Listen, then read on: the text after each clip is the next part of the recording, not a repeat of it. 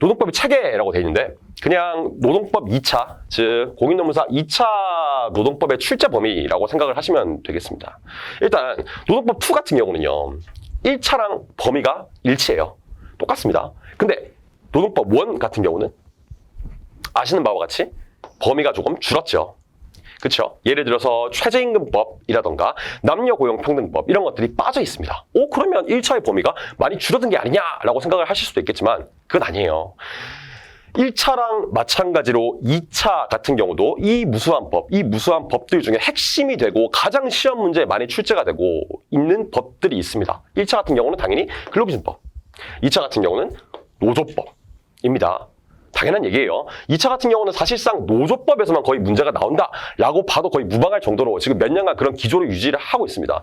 근데 당연히 그렇다고 여기에서 시험 문제가 안 나온다라는 건 아니에요. 왜냐면 시험 범위니까 나올 수 있겠죠. 하지만 지금까지의 추세를 미루어 봤을 때는 여기서 나올 확률은 정말 극히 떨어진다라고 볼 수가 있겠습니다.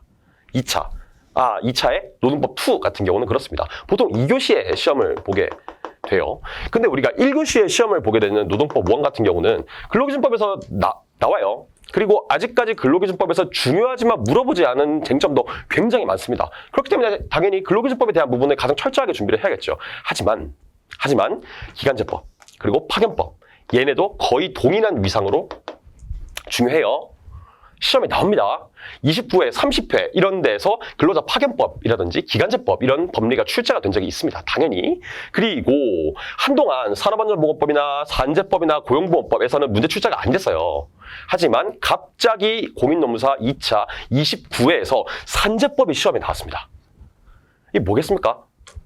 요거랑 마찬가지예요. 즉 여기서 주로 나온다라고 수험생분들이 주로 생각을 해서 여기에 매몰돼서 공부를 하다 보니까 이런 부분들을 좀 놓치는 부분들이 있었습니다.